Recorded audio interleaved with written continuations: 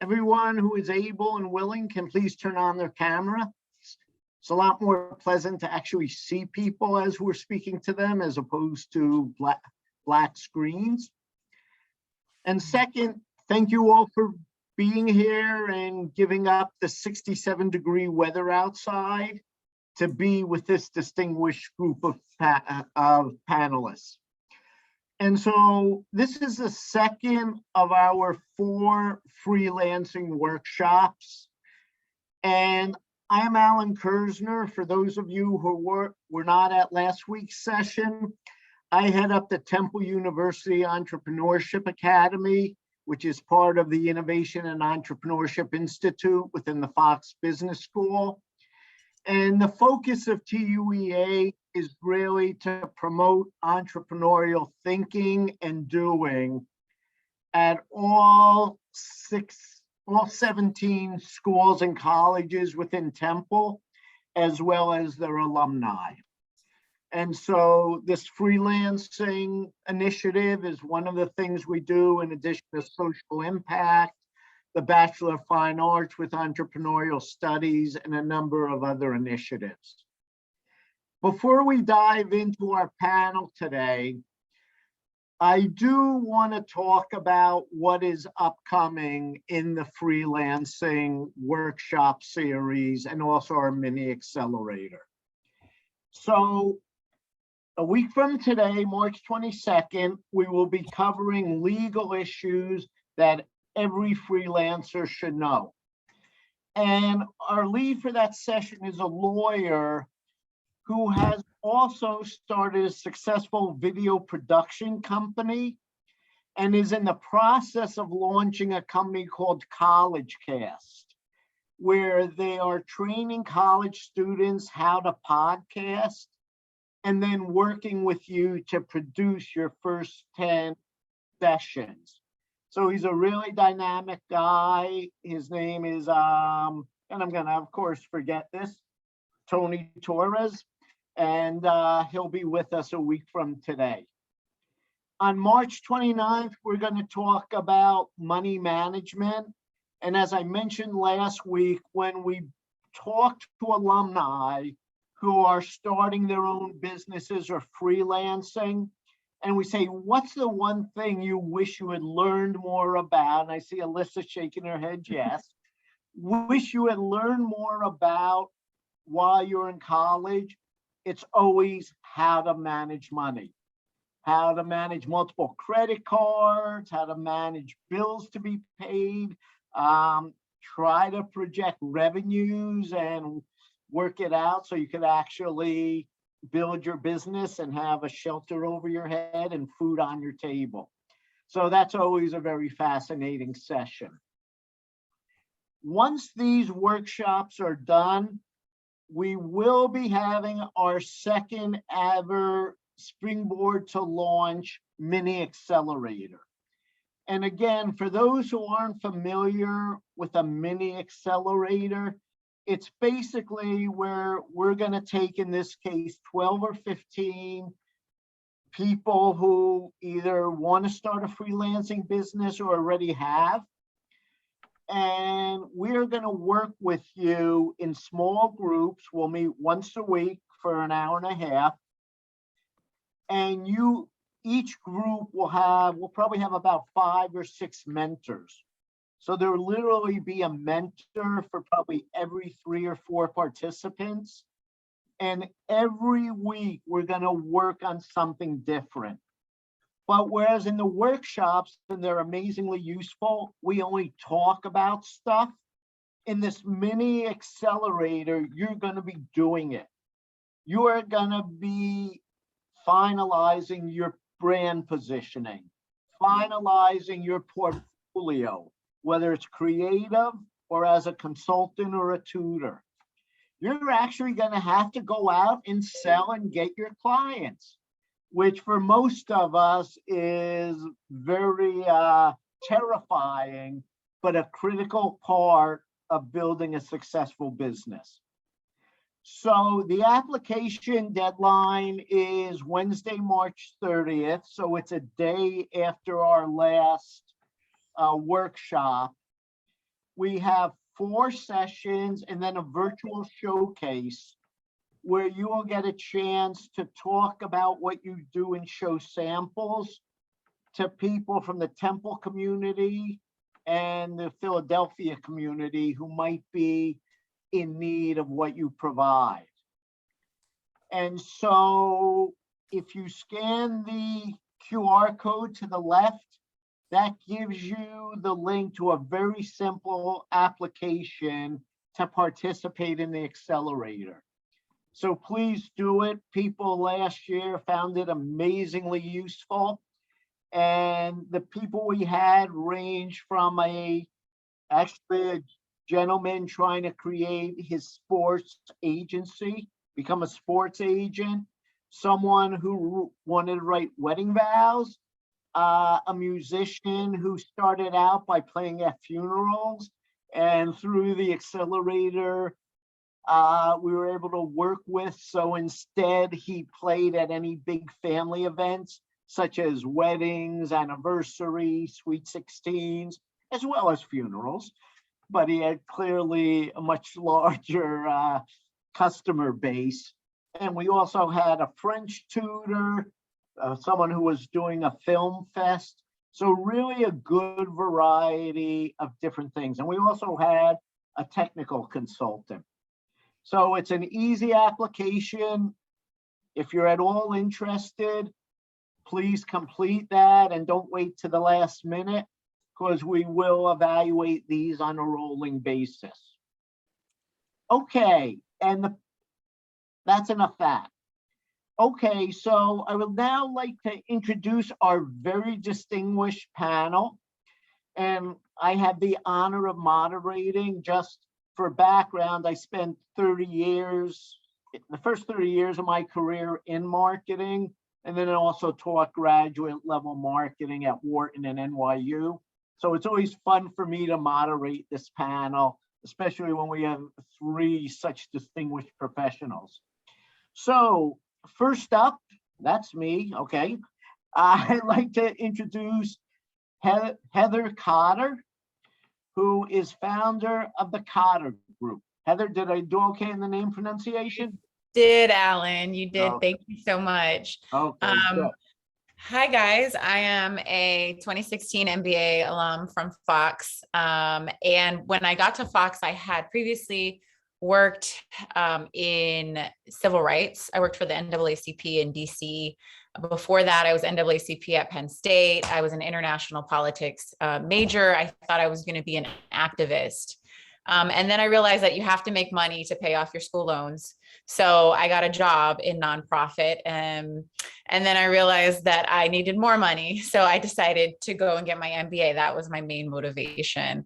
Also, because I didn't understand what business was about. I only had a politics education, and I was realizing that there were, the banks were running the banks were running our center essentially. And I didn't understand why, if we were underbanked in some communities, why we still were friends with the banks.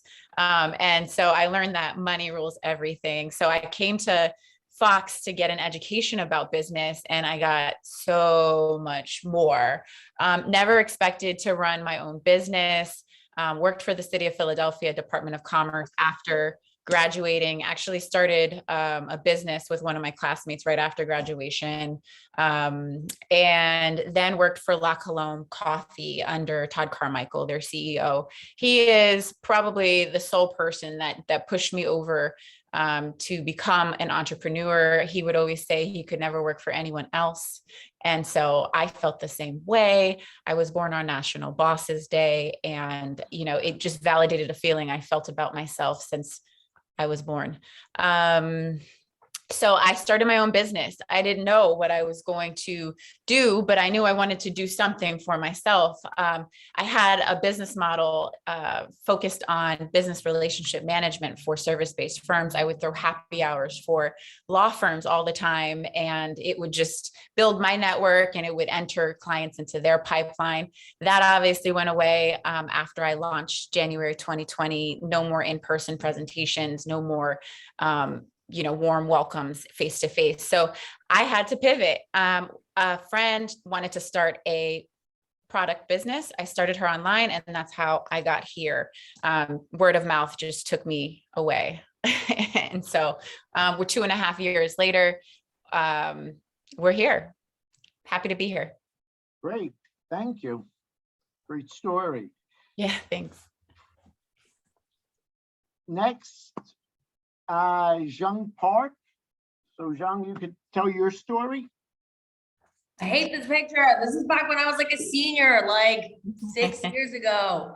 Hate your LinkedIn profile. I know. I'm such a brat when it comes to LinkedIn because I'm like, I work for myself, whatever. But no, you should definitely update your LinkedIn because this is what happens, guys. My name is Zhong. I'm the founder of Cocktail Culture Co. We're a booking platform for cocktail classes and whiskey tastings, but ultimately, I sell happiness for a living. We do interactive events. It's all in alcohol. This is from Temple's business plan competition in 2016. We got third place undergrad, $5,000, and that's been our journey. We've been doing it for like 7 years total now. We've been in Huffington Post, Philadelphia Style Magazine, a lot of media mentions. We have all Fortune 500 top 4 accounting firms as part of our clients now. That definitely was not the case 7 years ago. We just went from over 1,000 followers a few months ago to cracking 4,000 yesterday. So that's a pretty big deal. After that, I launched 5 Minutes of Fame, which is also interactive events, just in music. So we do live band karaoke. Between like alcohol and music, my life is pretty fun. But that's pretty much it. I did work on some personal branding in the height of the pandemic when like all my events crashed. So if you look up like Zhong in a Million on Instagram, that's me. And I've actually been able to lock in a couple of national whiskey brand contracts during the height of the pandemic. So I did some content creation when everything was in the virtual world. Okay, great. And I just call attention to a comment Zhong made that we came back, where she said she basically sells or does happiness. And so just think about that. She said she does events, but what she said she's selling and why people are purchasing her service is because they want happiness. Okay, so next. Alyssa, please tell us about you and your journey. My name is Alyssa Andrews, and I graduated from Temple University in 2012 with a degree in journalism. So, and a freelance panel is probably the last place I ever expected to be. But, the first thing you learn when you hit the real world out of college is that things don't really go exactly how you plan them. So, I found my way into retail after college rather than going into journalism because I thought it was a safer path, a little more job security. Funny thing about that, not true. But I did get a background in copywriting, social media, and marketing, which was amazing. And during that time, I also found that even though my dream was always to be an editor of a magazine, and that was the path I was going down, social media and marketing really made, everything in the world about owning your own magazine and creating content and telling stories. So it's ended up being a perfect fit. I went from doing copy and social media for a junior fashion brand in Philadelphia to overseeing all of the marketing programs at a junior and plus size fashion brand in Brooklyn, to being the head of creative and content at a fashion house in New York City called Adriana Papel. And then that eventually took me to Florida because I got tired of being cold. So I took a job at another fashion company called Boston Proper as their head of social and PR.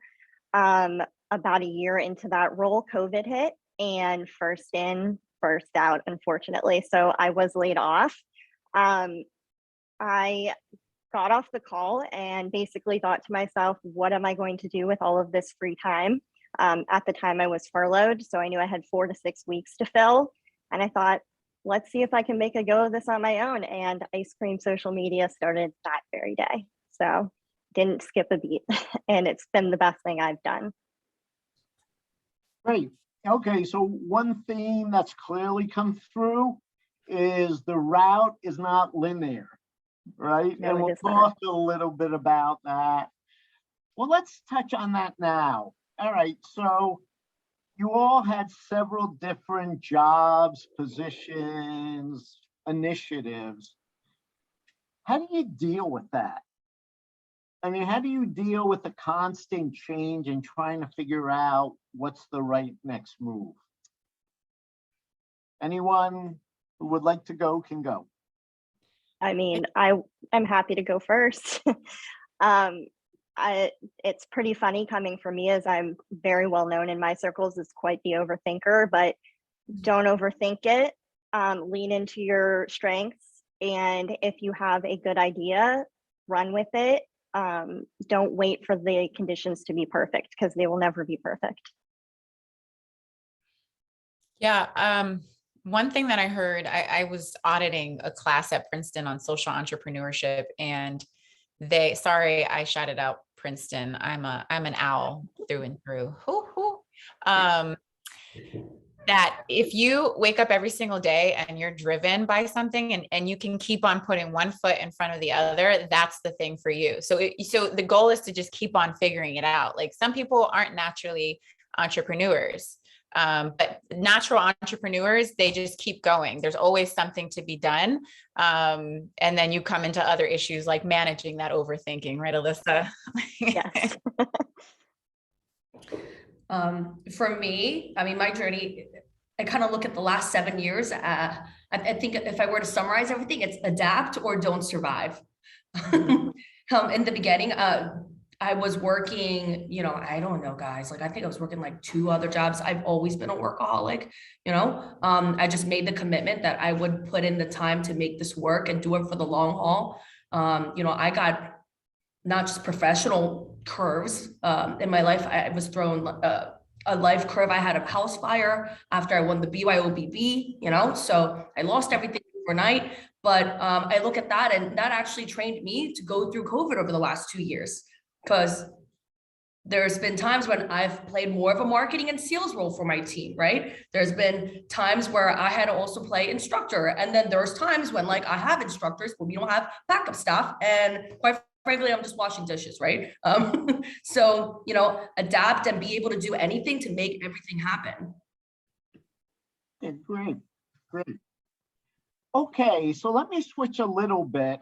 How do you each define marketing for freelancers, consultants, solopreneurs? And once you define it, is it important and why? So Heather, let's start with you. Okay, so marketers, freelancers, and solopreneurs. So when I think of a solopreneur, immediately I think of you're promoting your own personal brand, and that's tying into your professional brand. When I think of consultants, I mean, I would consider myself a consultancy company, right? And so I have a personal brand. I am the leader of the Cotter group, and the Cotter group has its own presence online.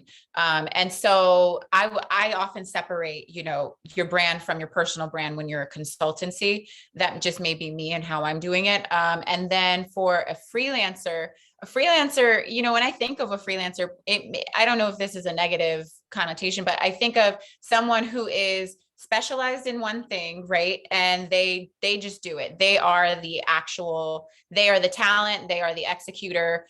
So they can just they have a skill, and they're not necessarily promoting the skill. You may know that they do it, but there's not like an active, it's just, I am this person and I am an artist, or I am this person and I am a digital designer, or something like that. So I would say that the solopreneur is more intentional about marketing.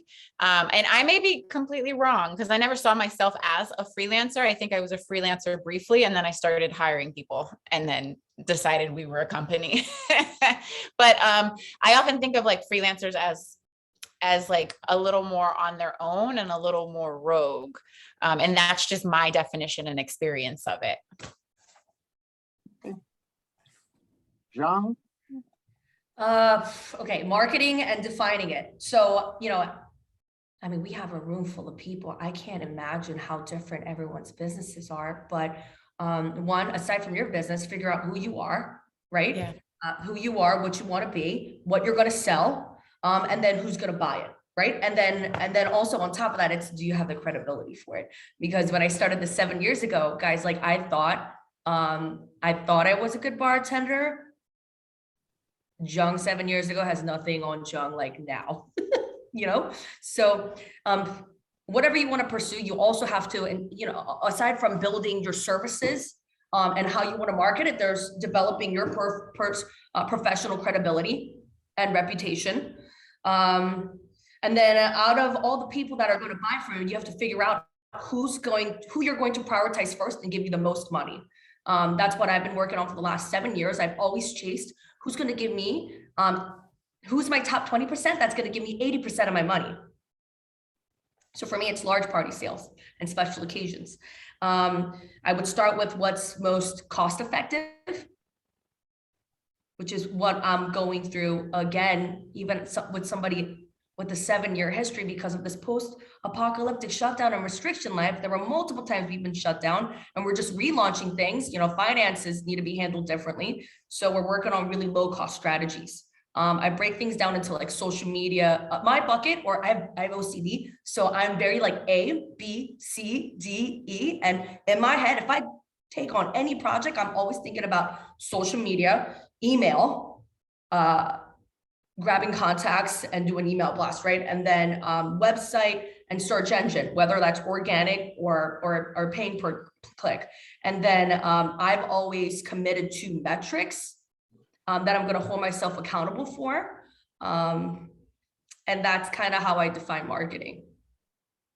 Okay, all right, great. Alyssa?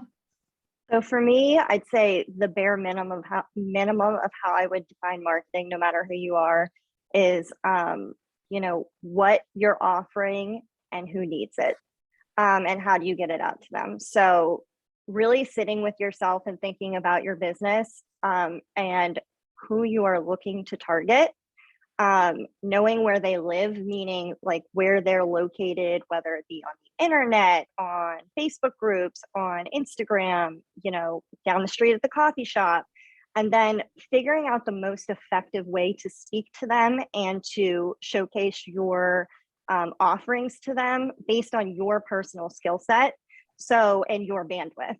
I don't think that it's reasonable for every single person, who owns a business to be hitting email, social, SEO, like everything that's out there in the market. You have to choose the things that are the best in your skill set and really focus your time and your energy on those things.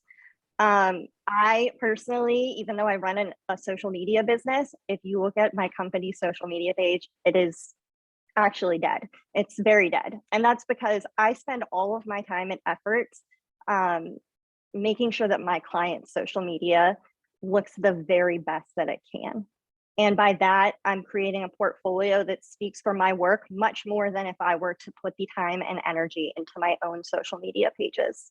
And that's what I found has worked for me. That might not be what works for anyone else in this group, but you really just need to make what marketing is to you work for you. Okay, great.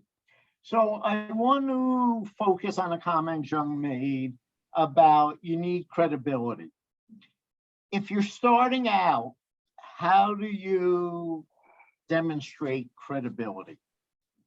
And that's open to any of you. I'll go first again. You demonstrate credibility because the internet is democratic. It's democratic, essentially. You have plenty of opportunity to create your own platforms for free to showcase what you can do for yourself. I didn't know what I was going to be doing. I just started building my brand, and then I started helping others build their brand. So I would say just jump out there and create the thing that you want to create, and it'll shape out differently in the future. But just start. I would just start. It's free. Definitely. I would say to showcase credibility, if you are looking to pursue social media as your business, for most people, if you don't have any other experience, I 100% would say get on social media. It is free. Do your thing, showcase everything that you need to showcase. In my case, I did have, 10 years of work, a portfolio that I could show to establish credibility, which is also a nice thing to have. But the other thing, while you're doing your own social media, the other thing you could be doing is if you're chasing a brand's business, if you want to run their social platforms, make fake posts that you would do for them, make reels, contact their marketing team and say to them, this is what I think you could be doing on your platform. And here's why I think it's a fit for your demographic. There's nothing stopping you from, creating what you would like to see on their channels. And you might find that you get a message back because they're short-staffed, don't have the bandwidth or the understanding that in-house that, you might be able to offer them. Zhong, anything you want to add? I've built my credibility. I initially banked on reviews. So what I would do is, this is talking about like 6 years ago. I remember everyone that came to my class, they would love it. And then, well, one, I wasn't grabbing their context. And then two, like no one was leaving a review. And like, nobody knew what my classes were. Like, I got these questions all the time. Like, what do you, like, how does this work? What is this? Because no one else was doing it back then. And I would do these promotions where I would give people a gift if they post a photo of like their cocktail or something that they do. So, over the past few years, we've been able to knock on wood. It's been all 5-star reviews, but I never ask for a review. I only ask people to share visuals of what they're making. But when people love it, they will go on and on about it. I would invest in professional photography and videography for credibility online. And then also get within social circles with people who will validate the quality of your work to whatever audience that you might be, marketing to. Okay, great. Okay, so if I could figure out how to do this, I would like to share my screen for a second. Okay, so this is a value proposition statement that we use in a ton of innovation, entrepreneurship, marketing courses. And you've already spoken a lot about the importance of targeting, etc. What I'd like to focus on is how do you distinguish yourself as better than your competitors, as someone that I, as a potential customer, will choose, especially because with all due respect, and Zhong, I'm not as sure about in your area, but Alyssa and Heather, there are a number of consultancies and a number of social media firms, marketing firms.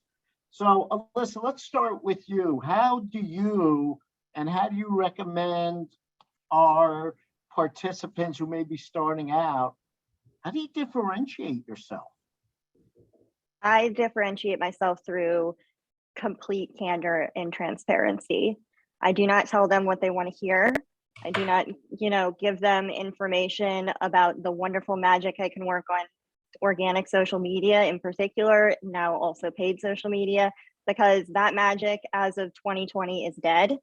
And I'm just completely honest with them on what, their expectations can be with me and why working with me will be a better experience than working with others who may just be pitching them something to get their foot in the door and then will not actually be able to show the results that, they are promising.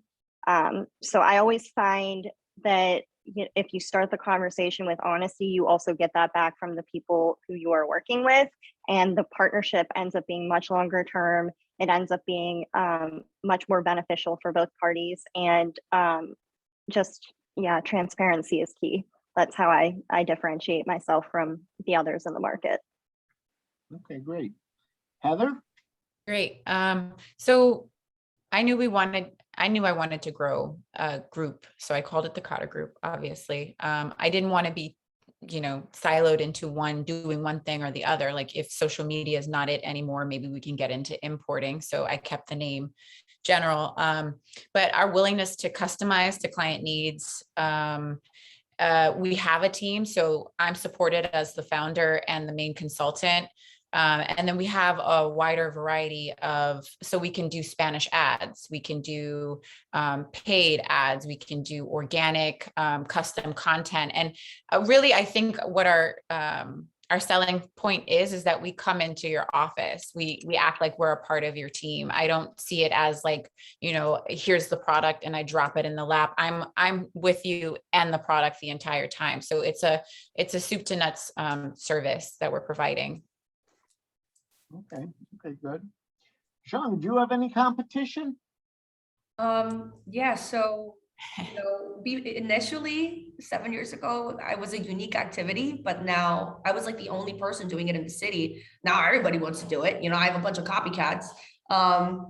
But even though back then I would have answered with a unique activity, now what differentiates me between people that try to copy me is the quality of our customer service. So we are very high price point. Our activities start at $95 a person for 2 hours. We charge up to $500 a person, depending on what kind of classes and, what kind of spirits, and it's all booze nonsense. But, I would never, ever take $1 from someone if I don't think I can give them the entire world. So everything from the quality of what we actually offer on premise to the quality of our customer service when you reach out to us and talk to us, to building relationships long-term with these folks, and not just doing 1 2-hour events. We have people that come back for like Christmas cocktails with like their family, and then like birthday parties with us, and all types of stuff. Okay, so those are great answers. I'd like to probe a little deeper and a little tougher.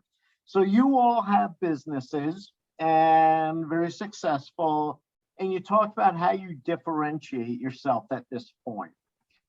If you don't have a business yet and you're trying to get your first or second or third customer, how do you recommend someone differentiate themselves? That's probably an unfair question, but what the heck?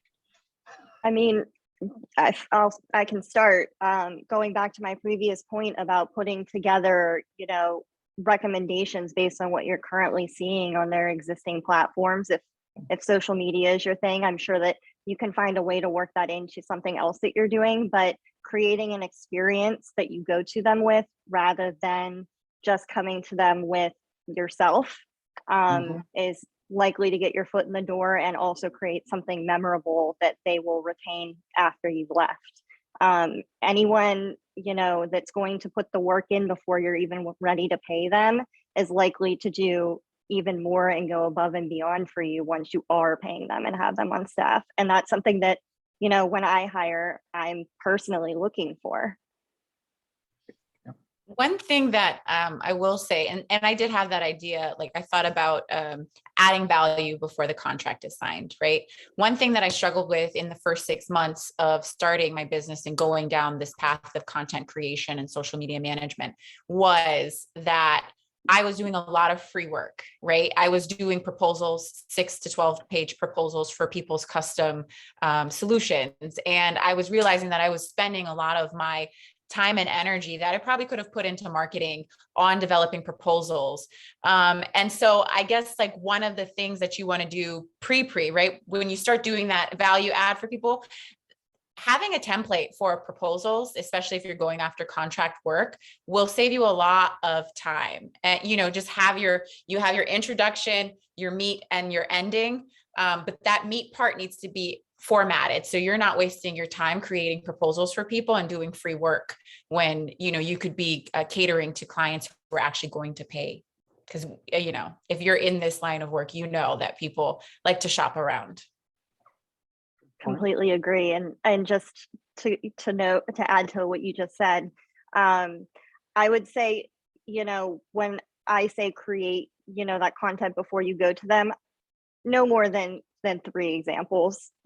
You know, they don't want to be there with you all day going through them either. It's just about demonstrating understanding of their brand positioning at the end of the day and how you can help them. Okay. If I were to start a new business and I was chasing like my first, second customer, I'm going to piggyback on what Alyssa said about transparency. You know, you can differentiate yourself by being completely transparent, no BS. You know, work ethic, attention to detail goes a long way. Availability. Like, I love my graphic designer because, you know, he like travels for a living. He's crazy. He's been to like 70 countries, something crazy, but he will always respond to my emails within 45 minutes. You know, phenomenal, fast, professional communication also goes a long way, and it can differentiate you from everybody else. I do also want to note, just for the, again, the people that don't know how to draw boundaries out there, it is all, you will also find respect if you know, on weekends do draw a hard and fast line. That's something that it took me a while to learn. And so I do want to note that to anyone getting started, there is, you know, respect granted for saying, thank you so much for sending this to me. I can't wait to view it first thing Monday morning. Professional, Yes. and transparent communication, because like Alyssa, I'm kind of like that too, where like my schedule sucks right now. Thursday, Monday, my reservations blew up. Like, I basically end up running around like a hospitality schedule for that weekend. So like anyone that I talk to, like close to like midday Thursday, I just give them a heads up, you know? Absolutely. Okay, good. So this sort of came up, but for someone starting, what do you think about doing pro bono work? I stick with my previous statement, no more than 3 examples. I had well, they are currently a client, but I had an experience where I did over, you know, 20 hours of work just trying to get a contract because they kept going back and forth with me. It was the first client I ever tried to onboard, so I was bending over backwards. And it's funny, it comes back to what I said, respectfully draw the line and showcase boundaries. The minute, you know, I put my foot down and said, listen, enough is enough. You have everything you need to make a decision on me. So I look forward to hearing from you on that. And that, you know, I heard from them a couple weeks later, and they've been working with me ever since. So you do have to draw professional boundaries at some point when it comes to pro bono work. Unless, of course, you are volunteering for a very good cause, like a nonprofit. Yeah, I think pro bono work should be done, especially when it's strategic. I did pro bono work for a candidate for county council in Prince George's County down in Maryland.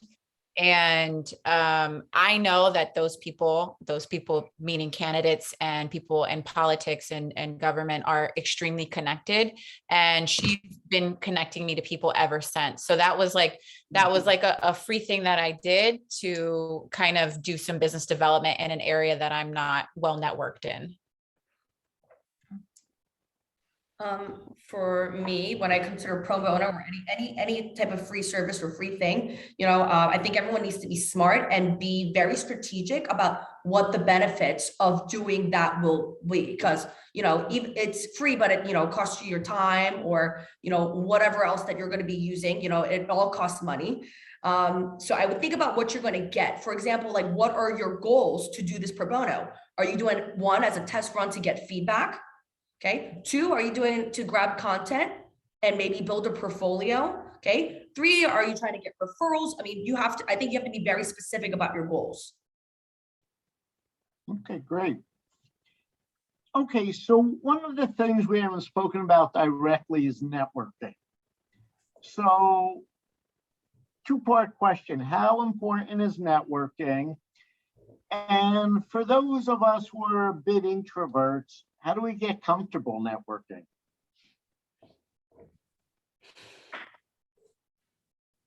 Do you want me to start? I can start. Yeah. I've had like my waves in networking. I hated networking in college. Like, I just didn't understand. I was like, why do these people, why does everyone want me to talk to people that I don't want to talk to? I don't care about these people. I hate small talk, you know? But now I think the way I would define networking is just making friends and building genuine contacts. You know, if you don't like somebody, you don't got to talk to them. Okay.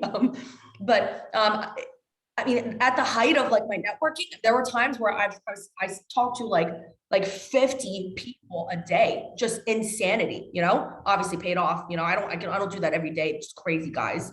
But for introverts, you know, it doesn't necessarily mean that you have to meet people in person. Doesn't mean that you have to go out with them and do like a physical activity, but it just means, hey, like, you know, try to figure out, where does this person work? What does this person do? Do we have anything in common? Can we work together? Can we collab? Okay. I think you can be an introvert and still seek connection in creative ways. And I think like doing it however you feel comfortable. Like if you're more of a one-on-one person, then reach out to people individually. And I do feel like you may have to be a little more strategic and be clear with what your intentions are before you go into it. And, you know, always have an ask, make it easy for others to connect with you, especially if they're not your peer, they're, you know, above or an aspirational position. But for networking, how important is it? It's the fastest way to get things done, I would say. There was a point in my after starting this business where things were going too slow. They weren't going fast enough for me. And I decided to start looking for a job. And I was talking to people and I ended up getting an even larger contract. So I could completely abandon the fact, you know, the stress of getting a job, because now my company's succeeding because I opened my mouth. I was struggling because I didn't open my mouth. I was too embarrassed to say that I was going to look for a job or to let anyone know about it. But that was the fastest way to get me a contract to make sure that my company stayed intact, whole, and thrived. So opening your mouth, networking is so important to the success of your business. Great. I agree. I would say it's the most important thing. It's also one of the most undervalued things, I think, from a lot of people.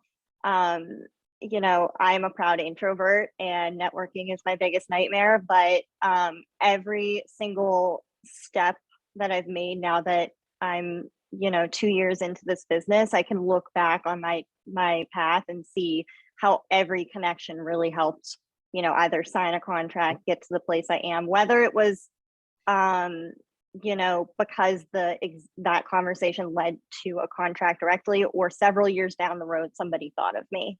Or I just learned something from that conversation that I could bring into another conversation later. I would say if you are, you know, an introvert like I am, make sure you set something up after you have a big networking event. There you can maybe like sit in a nice small room, have a cup of tea and read a book, like recharge, do whatever you need to do, like have something to look forward to. But a good like small way to start networking that doesn't involve you having to have your first touch be on, you know, in person or face to face, is signing up for a platform like Upwork. If you're just looking for individual, you know, contracts and freelance work to start that can lead and grow into larger things.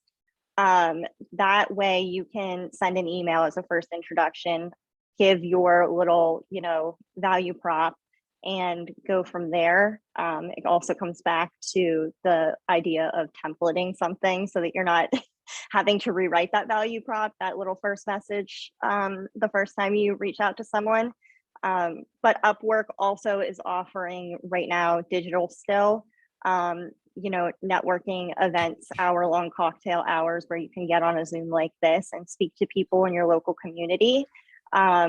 And that's a great way to do it, from the comfort of your own home, to, you know, dip your toe in and then maybe jump into the world and do it in real life. Okay, great. Okay, a couple more questions and then we will open it up to the audience. We have, my experience with a lot of performers, fine artists, writers, is they sort of say, well, I do what I love. I don't want to market. I don't need to market. Reactions to that? Go on, John. Find somebody. You don't have to do everything by yourself. You know, I'm like that with cocktail culture. Is different because I knew how to bartend, and then like I went from alcohols or liquor skills to marketing and sales. But when you look at like my live band karaoke concept, guys, I don't know how to play an instrument. I can't play guitar. I don't know how to do music production, but I have guys that do. So I think it's really important to find like where your strengths and weaknesses are, and find the right people to work with. And sometimes that takes a long time. Like you're not gonna find like the special person like maybe the first time, you know. It's kind of like, for me, to use an example from what I'm going through right now, if I were to sit down and do my own taxes, it would take me 800,000 hours. It would never get done. But I can hire a professional who can get my taxes done in 3 hours, understands what's going on, and the government will not come after me. So, if you really need help, just schedule even 2 hours with a marketing consultant to talk about what you could be doing to help you get down the right path, if that's all you can afford. That's great. Or network and see if there's some sort of skill exchange that you could have going on, and help each other that way.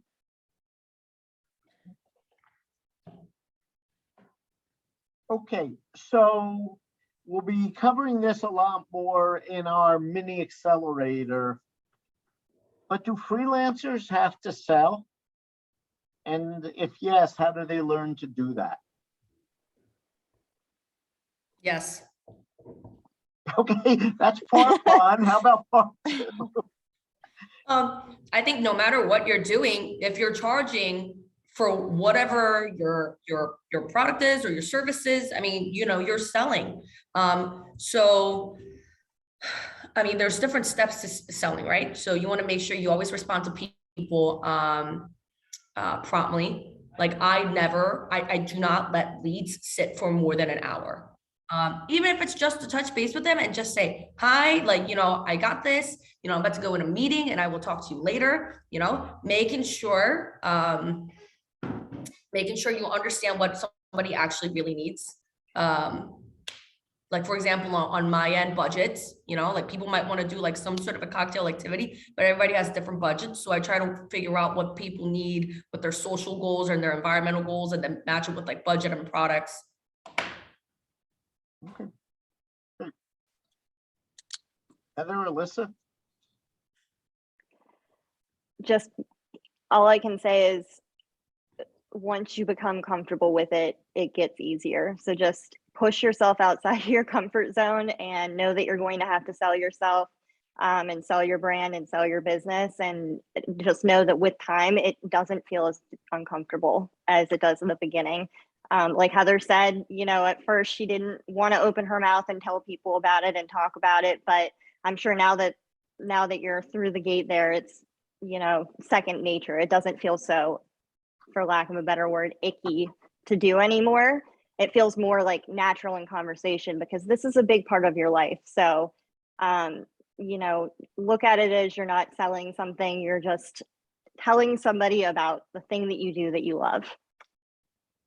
Yeah, I think that's it. Because when I first started and, people say you have to market, you have to be marketing every single day. And you feel like people feel like towards the word networking, right? It just has this like very intentional, very like transactional feeling about it. But I think like as you go on, you begin to have a book of work, right? And then you can showcase that work, and then it becomes easier to just say, here, this is what I did, rather than we do this, and this on bullet points. And it doesn't feel authentic. It doesn't feel like it's landing or sticking, because it's probably not. People need to see what you're doing. And I think video and picture content really helps, especially if you have a visual profession sell. So you don't have to do that, the icky part of it. You can just be cool. Okay, great. Okay, two last questions from me. For those who are thinking about starting a freelancing career, what's your one piece of advice? Or your most important piece of advice? Talk to everyone, talk to people around you. Like, my most important assets are my other friends that are entrepreneurs. Sometimes we get stuck because all the knowledge lies within us, especially if you're a freelancer. The knowledge is lying within you until you build a team and you're able to create processes for your team to follow.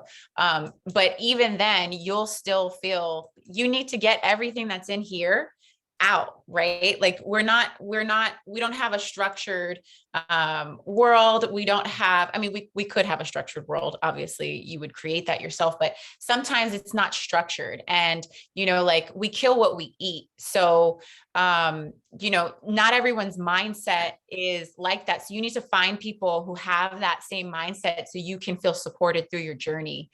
So talk. For me, it's done is better than perfect. If you wait, and I know that that is such a cliche, but really, if you wait for the moment to post that first post, to tell the first person, to what have you, that perfect moment's never going to come. It's never going to look prettier or easier. The only thing that's not going to happen is the algorithm's going to change, or the next cool thing is going to happen. So just get it out there and then adapt from there. That's exactly what I was thinking. Like, doing things, it's so much more important than planning, guys. Like, it took so long for me to launch because I spent, I was in senior year, and I had like some professional jobs, but I didn't have the capabilities to, like, tackle corporate events and corporate sales. So, I spent a long time writing business plans, and guess what? It's more important to do things than to plan things, So tell the perfectionist inside of you to shut up. Doing any revenue generating activity is way more important than everything else. So I've learned that, sending out invoices, finishing people's payments, explaining services, answering questions, and doing bookings. That is what feeds everybody and keeps everyone's bellies full. Everything else is important too, but this is, if you don't take money and you don't prioritize that, you don't exist. Okay, great. So for people who already have a business but are looking to sort of jumpstart growth, what's your one piece of advice for them? Understand your audience very well and who you want to find. How do you do that, Zhong? Sorry. So, I started doing really hefty influencer marketing in the last 4 to 5 months since I relaunched the classes. Before COVID shut down. I mean, it's been 2 years. So like, Heather and Alyssa will tell you, like, dude, marketing and technology changes all the time. So like, what I was doing 2 years ago doesn't work out right now, So Instagram, Reels, and TikTok are the biggest platforms, in my opinion, for maybe for what I do. So I decided to find, I built a database of all different types of influencers, foodie influencers, lifestyle influencers, luxury lifestyle influencers, and then people in weddings, so they can recommend me for bachelorette parties. Like, I built that mega database, came up with a workflow and standard of procedures on how to reach out to these people and take care of them from the beginning to the end. And that's how we've quadrupled our followers, and it's tripled our sales. It's just insanity. You said something, Zhong, about your process, right? Optimizing. So that was my answer, which is optimizing. I'm at capacity right now with my clients. I have 2 large clients, but they're very demanding and they're high paying clients. And my worry there is that I'm not diversified. So I'm bringing in operations consultants to help me scale. And so seeking out help in optimization.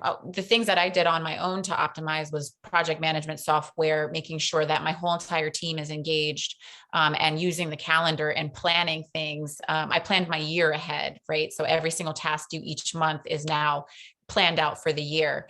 But also calling in help, because I know I need to double or maybe triple my capacity. And I think we have the talent on the team to do it. I just need help doing it. So I'm calling in help to optimize.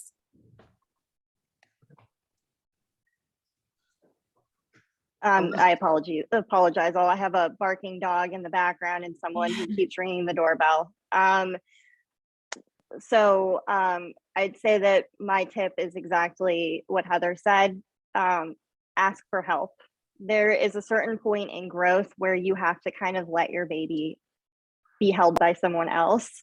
And whether that be, you bring in someone that has a skill set that matches your own, because that's what the workload requires right now, or you bring in someone like we discussed before, where you're finding that you're spending a lot more time on this one thing, like invoicing, because that's not where your skill set lies, when you could be putting that energy into finding more business.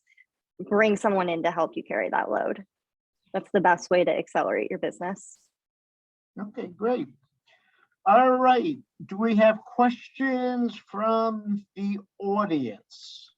You can just put them in chat. So one question that I did see before was, is the springboard to launch Mini Accelerator open to alumni? And the answer is definitely. And feel free to share it with your friends, your enemies, anyone who might be interested, but who has a Temple affiliation. Okay, so questions. Any questions from the audience? Or did this fine panel answer everything you could ever want to know?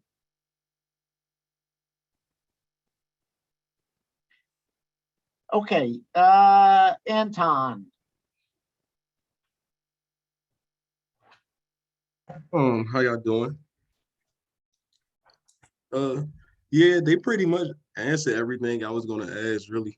I was gonna say, like, this conversation got real deep, but I was definitely, all the problems I had recently with like starting my business, y'all really touched on. And I think I found out what I really been missing, you know what I mean, to really take it to the next level. So I appreciate y'all for, coming here and giving us that game today. Anton, what type of business have you started? I do graphic design. Okay. So Love that.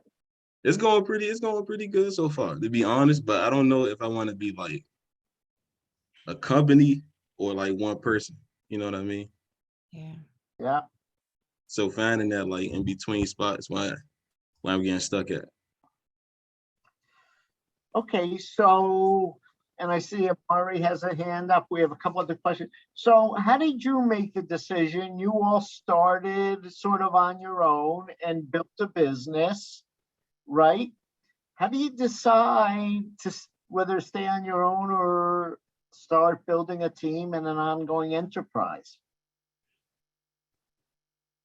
For me personally, I'm in the process of actually making that decision, and I have decided to start hiring people, and it comes down to, I want to see this grow. It's something that I believe in, and it's something that I think a lot of small to mid-sized brands are not able to have access to at this time. And looking at, my parents own a business, and looking at what they're going through right now, especially with all of the changes in the past 2 years, it just has kind of opened me up to the fact that I can only do so much, and I want this service to be helpful to other people who are running these small businesses. I kind of want to see that ripple effect, as much as I would love to shoulder that burden on my own. Very good. Yeah, I knew. Dawn? Sorry, Alan. Oh, Heather. Yeah, I'm only good for a piece of this, right? Like, I'm a piece of this business, and I only represent maybe, 30-40% of the expertise. There's analytical people, there are people who are financially tilted, there are, there are thoughtful humans like my assistant, who's also my cousin, who cares for me.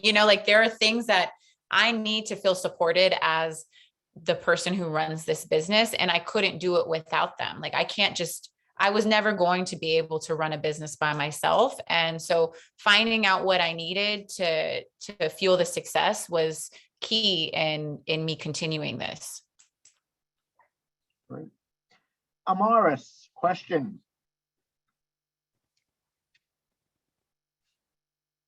Hello, hi.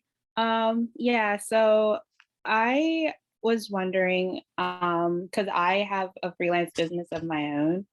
I am a graphic designer and commission artist in digital art. And I've been doing that for like more than 6 years now. And I'm still like curious as to like how much do you know to like when it comes to financial investment, like how much do you set aside to put into your business and how much do you set aside for your own personal income?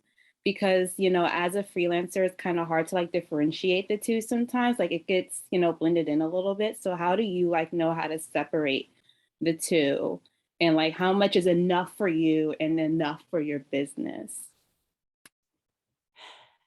So, okay. So one mistake that I made was not going with my personal bank. I have been with my personal bank for 16 years and I decided to go off to another bank. Transferring between banks made it super hard. So if I hadn't gotten a chance and I was, you know, user interface is everything when you start, obviously. Do you have a separate bank account between your business and your freelancing? I'm sorry, that was a question I should have asked first. You're good. At the moment, I don't. I'm trying to set one up for my business. It's just I don't know like how much I should, you know, like differentiate, like how much should go into that and how much should stay so I can pay my bills and stuff. Yeah, so I think banking is a big part of being able to like structurally separate, and that's super important.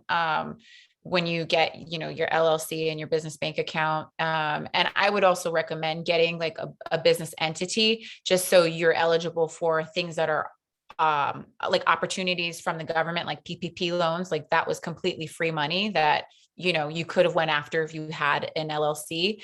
I'll tell you how I separate what my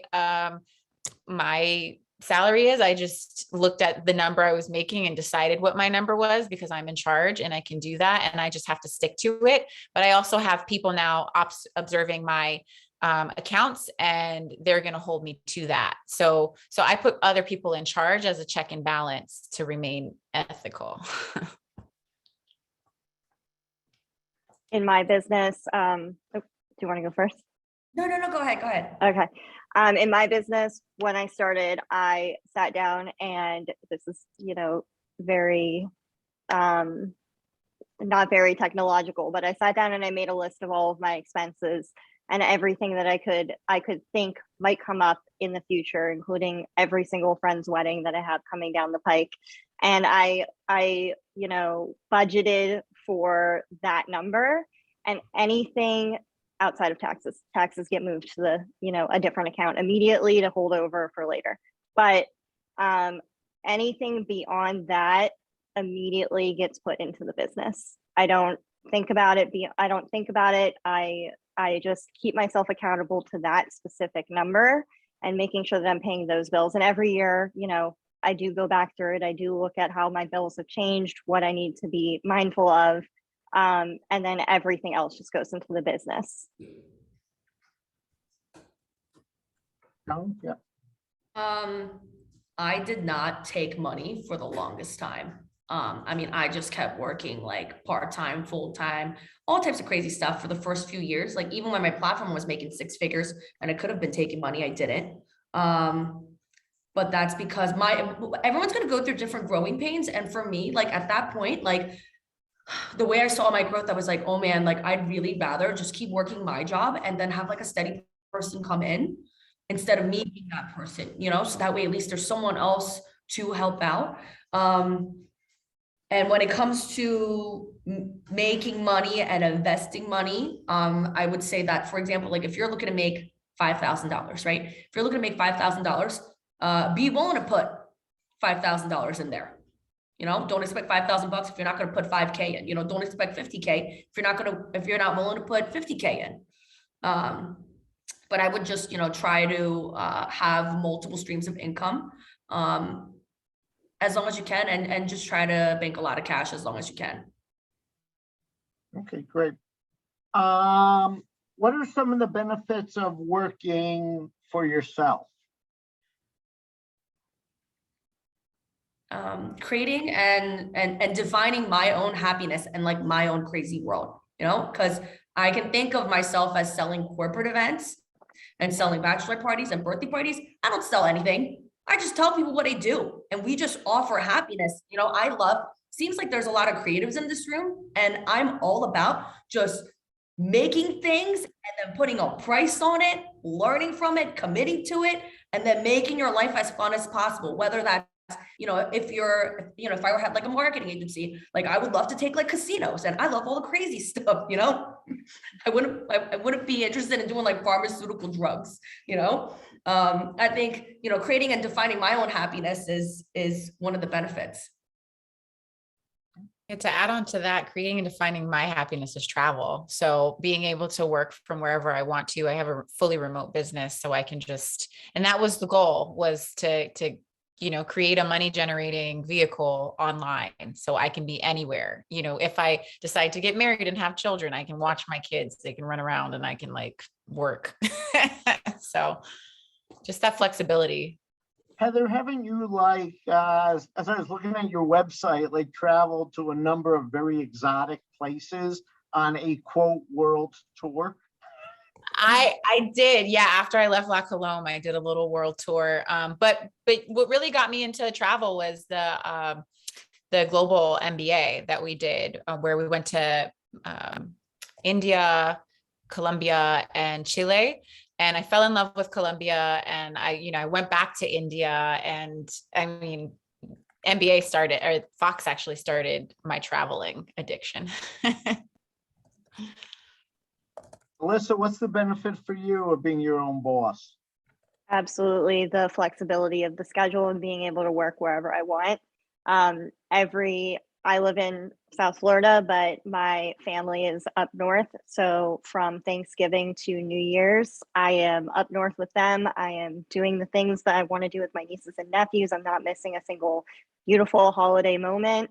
And I just remember, back in my corporate life, there would be so many things that I would want to be there for and that I would miss. Baptisms, birthdays, everything.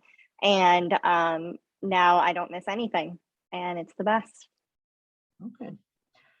Okay, great. So a couple of you have mentioned this, but we have a question about how do you draw a hard line and leave time for yourself? It's hard. I work harder now and more now than I ever worked in any job. And now it's my name on the line. So like it's literally when you have your own business, you're forced to confront your own weaknesses in a very intimate way, in which like a more secure job wouldn't force you to do, right? You can say, oh, I'm not happy with this job, blah, blah, blah. I'll just hop onto another job. Or you start your own business and then you really have, you need to have a mental break for you to learn anything around here. I mean, I learned that, right? It's the hardest thing I've ever done. Would I recommend it to just anyone? No, my first 2 years were hell. And now we're finally like coming up, right? We had a whole pandemic, but there's also mental, capacity issues that happen when you're working the hardest you've ever worked in your life. So it's hard. Yeah. I always say some days I feel like Miranda Priestley from The Devil Wears Prada, and some days I feel like Keyboard Cat. There is no middle ground. There is no in between. No. But the moments that I feel like I am the boss, in The Devil Wears Prada, and I am running, everything's running as expected and I'm killing it. Those are the best moments, more than any moment I had at my job. And then, it is coupled with the lowest moments of like, I don't think I can do this. Maybe it's time to, hop on LinkedIn the way people hop on Zillow and just like look at some jobs instead of, but usually you remember, not usually, I always remember the moments that I feel, the best and how those highs are so much higher. and I'm able to pull myself out of it. You know, like you said, the hardest part is drawing lines and making sure you're not your business. And so I try to remember that on Fridays at, 6 p.m. I do draw a hard line and I shut my laptop, whether I feel like I'm in a place that I want to or not, knowing that I will definitely be opening it up at 7 a.m. on Saturday, just to check, just to look. But those are the sacrifices you make when you run your own business. And I don't think any of the women on the screen would be doing it any other way.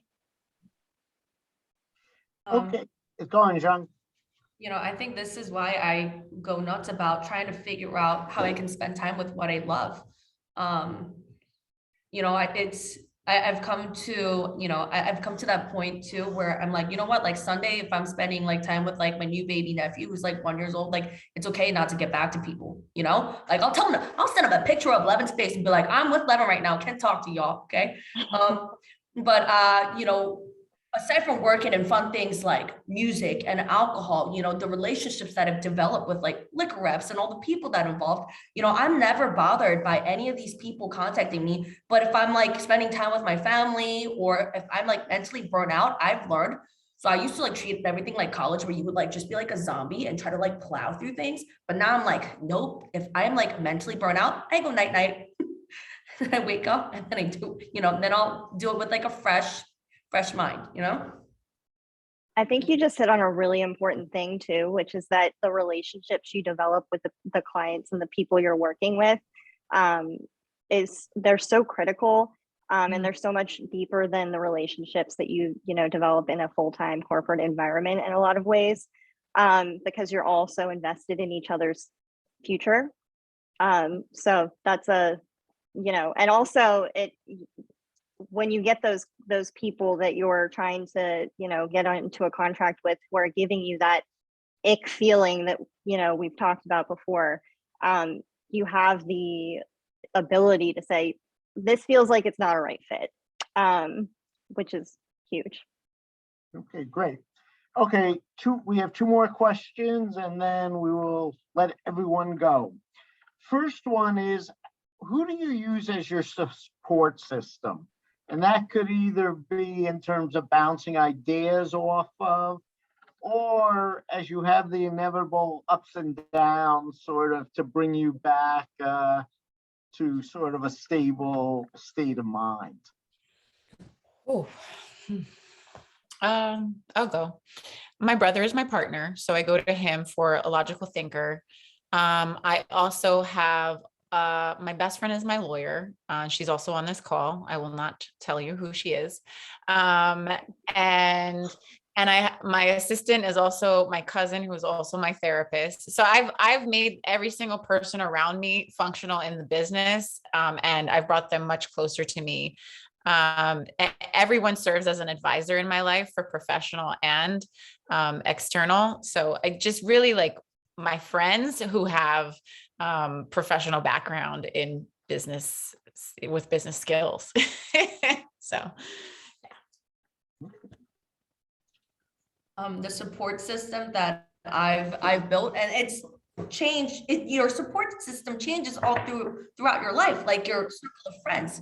It's like, well, maybe like in grade school you were friends with folks that like played in the same sport as you, or they were in like camp or bands together, right? Now my support system is filled with people who are their own revenue generators, that I love having, and they all have like totally different businesses, but they're all responsible for feeding themselves.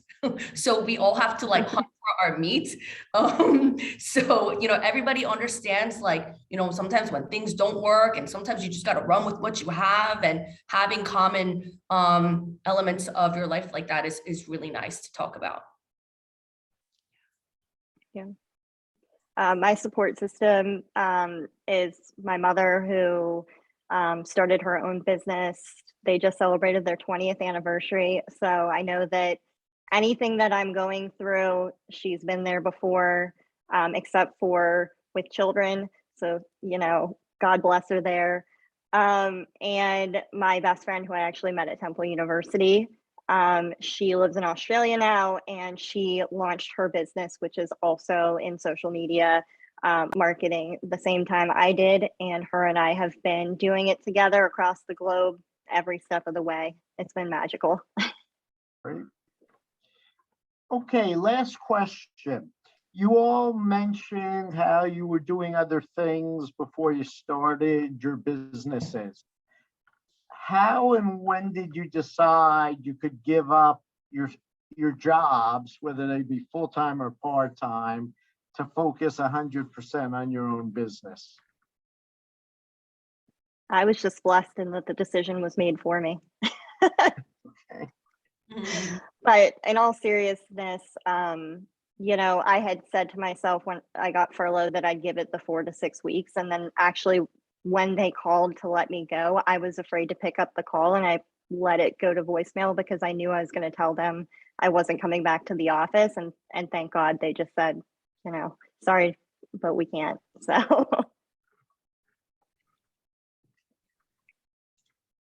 I started, Heather, go ahead. Go ahead. I started investing in building the brand before I left my last position, and I think I was delusionally like optimistic, thinking that I could just leap and then suddenly I would have like a bank of clients. Luckily, COVID hit and the federal student loan payments stopped, so that allowed me to, you know, ignore student loans and really launch my business the way you know I thought I was going to, because of course we encountered a lot of issues during the pandemic, especially when you're starting a business. So what was my point? My point was, yeah, I just leapt, but I began investing in it before I leapt. But when I leapt, I was like, oh shit, it was scary. no safety net. Yeah. But my family, you know, was a huge support to me. Like my mom wanted to make sure I wasn't working at all because she wanted to give me that opportunity to just build and focus on the business. So, you know, having a supportive family and network is major. For me, I felt like I was talking about like building this cake for such a long time. Like, guys, it's gonna be like I'm gonna put flour and sugar and all this stuff. And it was like so theoretical.